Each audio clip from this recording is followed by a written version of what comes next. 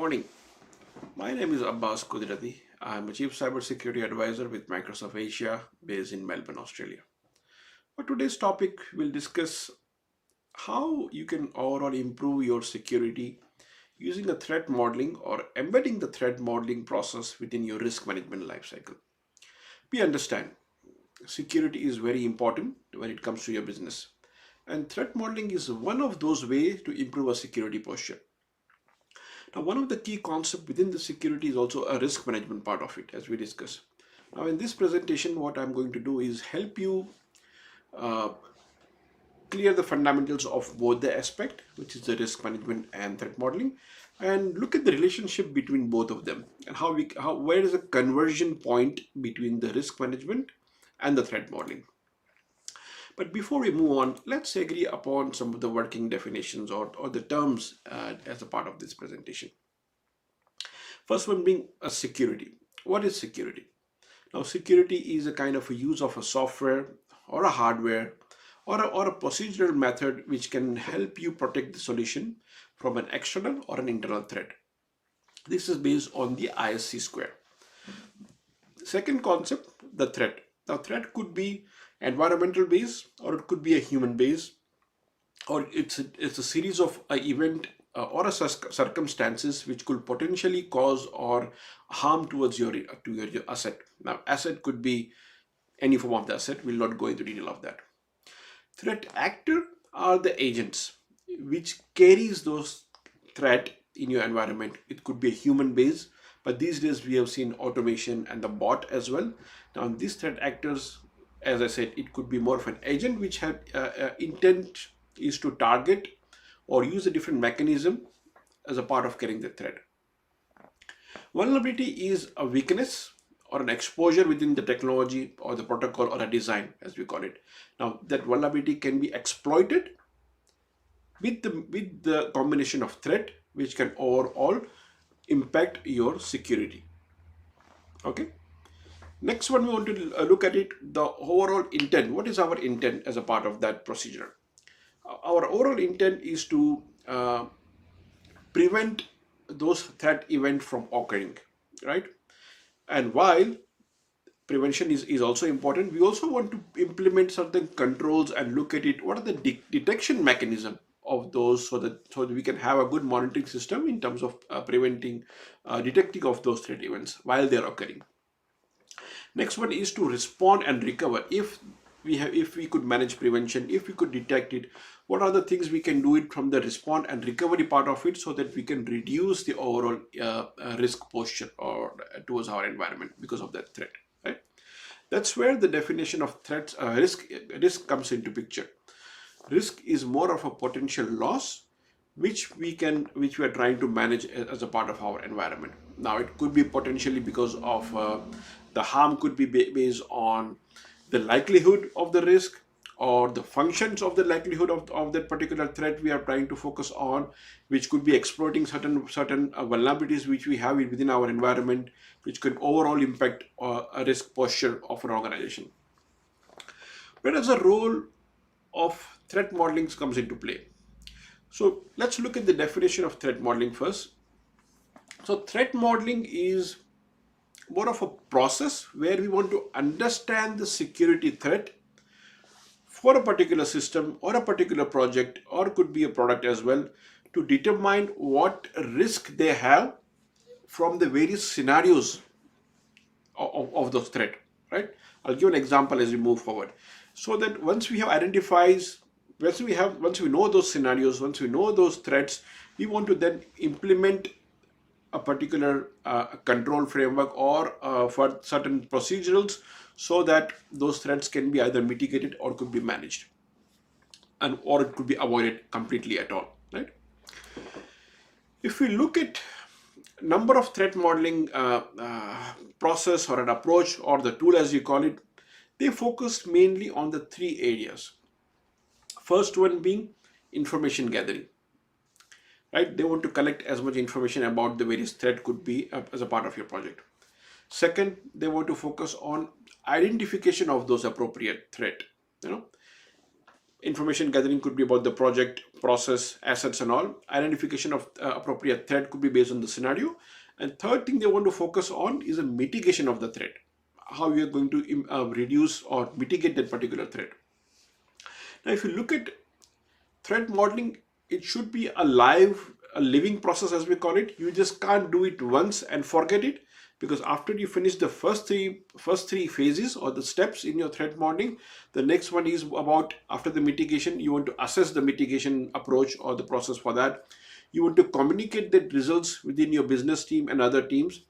You want to continuously update the threat modeling which you have created based on the results which you received from or the after the communication with your business team and IT team.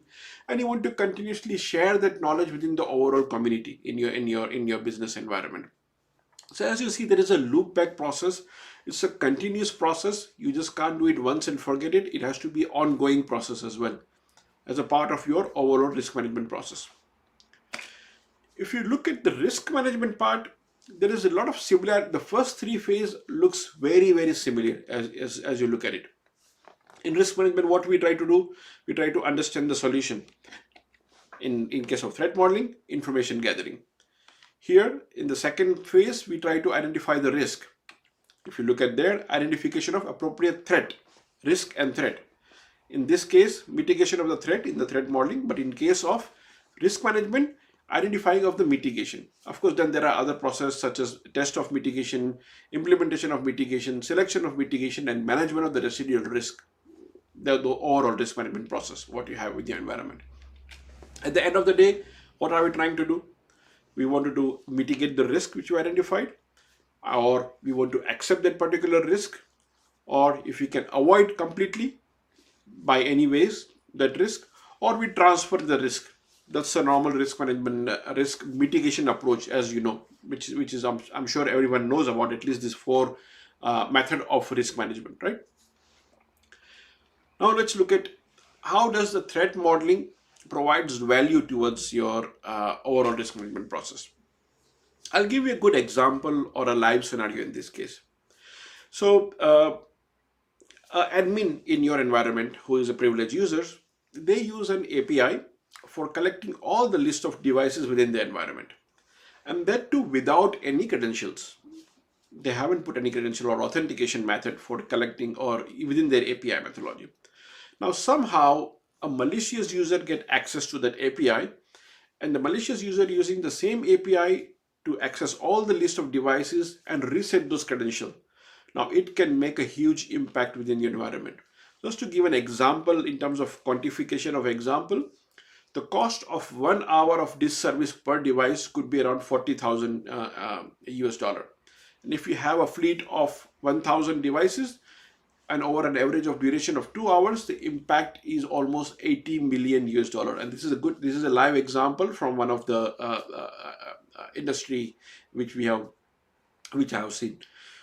But if you have done a threat modeling or embedded this particular scenario as a part of your threat modeling exercise, you could have identified this particular scenario and implement that mitigation control, which is like having a two-factor authentication and an authentication method within your API code as well.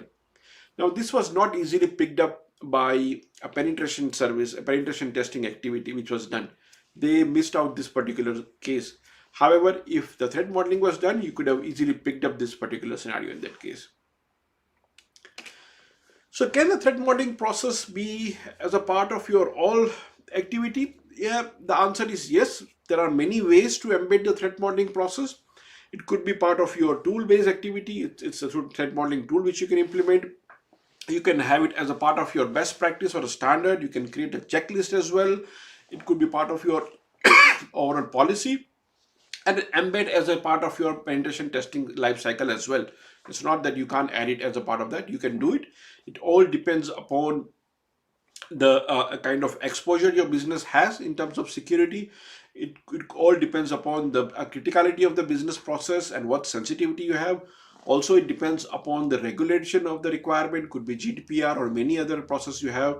As we know, as a part of the PCI DSS, many companies follow the Octave methodology of risk management. You can embed this risk modeling approach as a part of that as well. And also there is a cost element as well, how much it is important for you, because there is a bit of a cost element, and I will talk to you in the next slide in terms of how what is the impact on the cost as well for embedding this threat modeling, right? But before we jump into that, I want to quickly show you how the threat modeling approach has evolved over a period of time, and especially a Microsoft threat modeling process, which is we have released number of methodology and tools for doing the threat modeling. Stride is one of the methodology. Dread is another one. The most currently what we use is a bug bar. But if you look at many years back, we used to have a simple Excel file, Excel based approach, which was not very helpful. Very basic model of that, right? Later on in 2011, we embedded more of a modeling, a design modeling of that, and we also created some of the guidance and the definition of various threat. It was okay, but not very helpful, and it was not creating that impact in the overall process. 2014 was a kind of a game changing things what we've done. We created a lot of automated threat generation as a part of that our threat modeling tool as well, which was good, but still there was not possible for tweaking. We cannot customize those template which we had created as a part of our tool. But 2016 we had added the customization as well, and it was also helpful, so you can customize those threat scenarios, embed those template, create an XML file of it, and do many other scenarios as well. So if you look at in terms of how we moved, we still use a qualitative approach in terms of our threat modeling. There was no quantification of the threat. We could not add a dollar value of it, which was one of the challenge, and I will come back to that. Our dread methodology, which we had initial 2011 to 14, it was really complex. I'm not going to go in detail because it will take my entire hour just to focus on how the dread methodology works on it. And it was not very famous as well, not accepted and widely used by others. Again, focusing qualitative. The most famous approach which we currently use is a bug bar, which is much simple, question answer based. It aligns with maybe various bug in your SDLC process as well. It's our current choice. Again, a qualitative. All three approach were qualitative. That's where we had a challenge in terms of the trust factor. If you look at the three areas, trust, measure, and relevancy, the credibility was not, we were not able to focus on credibility in terms of how we have determined those risks, or what is the expert agenda behind that particular risk. We were not able to give us business scenario in terms of how risk has evolved as a part of it. Yes, we were able to manage some of the relativity in terms of project improving, a bit of statistics as well, but not up to the extent. And to focus and to come out of those challenges within the trust, measure, and relevancy, we had to think about the process, how we can improve the overall process, and that's what it gives us opportunity to come up with a new threat modeling process. We call it Threat Manager Studio. Now, this is the free tool. Feel free to download it from the threatmanager.com. Now, this is an extension to the bug bar process what we have today. Why? Because it gives you much more detail in terms of presentation, which is definitely pie charts and bug charts and all. But it also gives you an estimation in terms of after you accept the risk, what are the parameters which you considered in that. We've added hundreds of threat scenarios as a part of the Threat Management Studio. The templates are highly customizable. You can normalize the risk based on acceptance. You can even cut down the complexity in your risk management and your threat modeling process as well. And as I showed you, the grammatical representation also helps you in terms of visualization. When you started the risk threat management process, where you are, and where you are today, and what could be the future looks like. So lots of new features has been added, which also helps the threat manager or the risk management team to have a better visualizations and identification of the threat as a part of the risk management process. However, we still have a qualitative based approach in that. We still have a little bit of challenge in terms of credibility. So to overcome that, we are now thinking of we have to think of a risk management methodology which has a quantitative factor to that. And you may have heard of this FAIR, which is factor analysis for information risk approach, of risk management, which is focused on a dollar value, which is a very qualitative base. Now the challenge, of course, there are other methods such as Octave. Also, it can be used as a 31,000, which is again qualitative, but you can embed the quantitative approach towards that. But the challenge you have, I will talk about FAIR in this particular case because this is one of the very well-known risk management approach, quantitative risk management approach used widely, especially in US and many other part of the world. But the challenge for having a FAIR model as a part of your threat modeling is a time. If you talk about hundreds of scenarios as a part of it, and every threat has to consider the scenario in terms of what are the attack, what asset, what are the various actor and motivation, it will take at least 1 or 2 day assessment process for each and every threat. And we have, as I say, we have 100 plus scenarios in our threat modeling model. So to overcome that, there is a company called CyberLens. They have created something called rapid FAIR assessment, right? So rapid FAIR assessment can drastically improve your assessment process, almost 15 minutes per scenario as compared to 1 or 2 days. Of course, so we can say within 45 hours, you will be able to cover all those various scenarios as a part of your threat management process. Now, having a quantification of it and using the FAIR and a rapid assessment, it gives me thumbs up in all three areas. We were doing okay in the measures and relevancy, but now that we have a quantification of it using a FAIR methodology, we are now able to focus, or we will get those answers which you initially ask in terms of how is my risk determined, and you can assign a dollar value towards that, an expert agenda as a part of that. How I'm evaluating all the considering of the business area, as I say, 100 plus scenario. If you are able to cover all those scenario quickly using a rapid assessment within the FAIR methodology, I have a detailed guideline in terms of detailed approach, how what is my current risk posture, what I'm going to do in that case. So threat modeling can really bring that insight at a very early stage, rather than focusing only on risk management, which is an aftermath, or at the end of the day when you're trying to evaluate what is my current risk, what control I have added, what is my residual risk, and in terms of residual risk, what am I doing in terms of avoid, accept, transfer, and whatnot. If you've embedded the threat modeling approach much at an earlier stage of your life cycle, could be your SDLC, software development life cycle, it could be your product design, or could be a new product procurement, or could be your overall risk posture or the threat posture, what you have based on your attack surface, what you have in your environment.